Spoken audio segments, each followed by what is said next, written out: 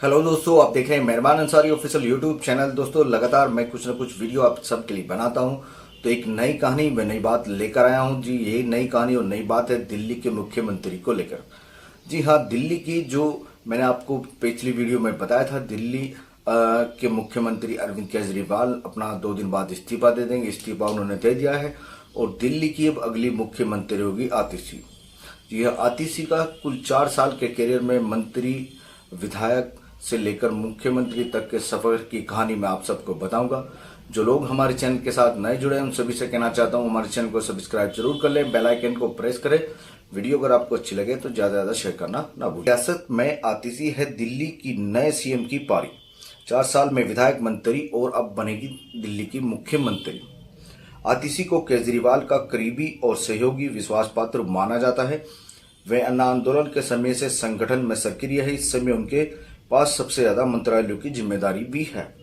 और जब मार्च में केजरीवाल जेल गए थे, तब से वो पार्टी से लेकर सरकार तक के मसले पर मोर्चा संभालते हुए देखी जा रही है।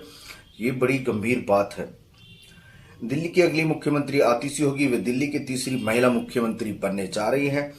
अरविंद केजरीवाल कैबिनेट में सबसे हैवी वेट मंत्री रही है।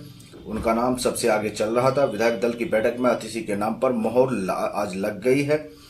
मंगलवार सुबह से एएपी संयोजक केजरीवाल के सिविल लाइन स्थित आवास पर विधायक दल की बैठक बुलाई गई थी। इसमें सर्वसम्मति से नेता सदन का चुनाव किया गया। आतिशी पंजाबी राजपूत परिवार से ताल्लुक रखती है और ऑक्सफोर्ड यूनिवर्सिटी से ग्रेजुएट है। आतिशी साल 2020 के विधानसभा चुनाव में पहली बार विधायक चुनी गई और 2023 में पहली बार केजरीवाल सरकार में मंत्री बनी। अब साल भर बाद ही 2024 में वो मुख्यमंत्री बनने जा रही। इससे पहले वो 2019 में पूर्वी लोकसभा सीट से चुनाव लड़ रही थी और बीजेपी उम्मीदवार गौतम गंभीर से 4,77,000 वोटों से हार गई थी और तीसरे नंबर पर वो आ गई थी। आतिशी को केजरीवाल का करीबी सहयोगी और विश्वास पात्र माना जाता है। वह अन्ना आंदोलन के समय से संगठन में सक्रिय है और इस समय इनके पास सबसे ज्यादा मंत्रालयों की भी जिम्मेदारी भी है। जब मार्च में केजरीवाल गए, तब से वो पार्टी से लेकर सरकार तक के मसले पर मोर्चा संभालते हुए देखी गई। मुख्यमंत्री को लेकर जिन अन्य नामों की चर्चा चल रही थी, उनमें कैलाश गहलोत, गोपाल राय और सौरभ भारद्वाज का नाम भी शामिल था। मैं आपको आतिशी के बारे में कुछ और डिटेल स्टेप बाय स्टेप बता देता हूँ। आतिशी साल 2020 में पहली बार कालकाजी विधानसभा क्षेत्र से विधायक बनी। उन्होंने बीजेपी उम्मीदवार धर्मवीर सिंह को 11,393 वोटों से हराया था। आतिशी का जन्म 8 जून 1981 को दिल्ली में हुआ। उनके पिता नाम विजय सिंह दिल्ली यूनिवर्सिटी में प्रोफेसर रहे हैं। आतिशी ने स्कूल की नई शिक्षा स्प्रिंगेंडल स्कूल से की। उन्होंने सेंट स्टीफन कॉलेज में हिस्ट्री से स्टडी की और ऑक्सफोर्ड यूनिवर्सिटी में 7 स्कॉलरशिप पर मास्टर्स की डिग्री हासिल की। कुछ साल बाद उन्होंने शैक्षिक अनुसंधान में रोड स्कॉलर के रूप में ऑक्सफोर्ड से अपनी दूसरी मास्टर डिग्री हासिल की। उन्होंने मध्य प्रदेश के एक छोटे से गांव में 7 साल बिताए, जहां वो जैविक खेती और प्रगतिशील प्रणालियों से जुड़ी। उन्होंने वहां कई गैर लाभकारी संगठनों के साथ काम किया, जहां उनकी पहली बार एपी के कुछ सदस्यों से मुलाकात हुई और वो पार्टी की स्थापना के समय ही शामिल हो गई थी। एपी की नीतियों को आकार देने में निभाई बड़ी भूमिका। आतिशी 2013 के विधानसभा चुनाव के लिए पार्टी की घोषणा पत्र मसौदा समिति की प्रमुख सदस्य थी। उन्होंने पार्टी के गठन के शुरुआती दौर में इसकी नीतियों को आकार देने में अहम भूमिका निभाई थी। इसके अलावा आतिशी ने पार्टी के प्रवक्ता के तौर पर दमखम से पक्ष रखा। केजरीवाल की तरह वो मनीष सिसोदिया की भी करीबी है। उन्होंने सिसोदिया की सलाहकार के रूप में भी काम किया और उनकी गैर मौजूदगी में शिक्षा मंत्रालय में भी काम का जिम्मा उन्होंने संभाला था। दिल्ली पुलिस से भिड़ना हो या फिर केंद्रीय जांच एजेंसियों की छापेमारी के दौरान तमाना पार्टी का रुख रखना हो या फिर एमसीडी स्कूल में छापेमारी का निरीक्षण करने की वजह से आतिशी सोशल मीडिया पर काफी लोकप्रिय रहती है।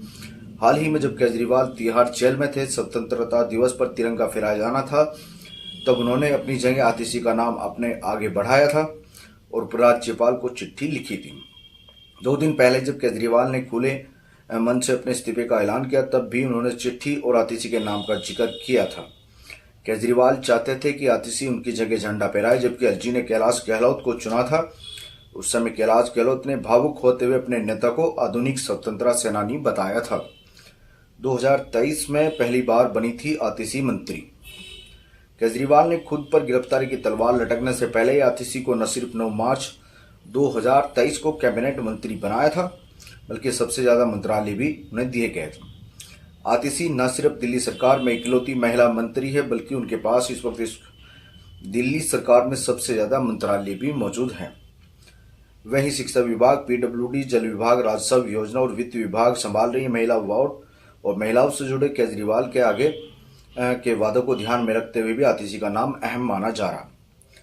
आतिशी ने जुलाई 2015 से 17 अप्रैल 2018 तक शिक्षा के लिए मनीष सिसोदिया के सलाहकार के रूप में कार्य किया है।